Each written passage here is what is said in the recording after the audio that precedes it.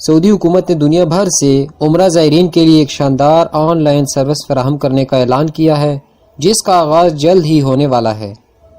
اب پوری دنیا سے عمرہ زائرین آن لائن طریقے سے اپنے ہوٹل، آمد و رفت کے انتظامات کا جائزہ لے سکیں گے۔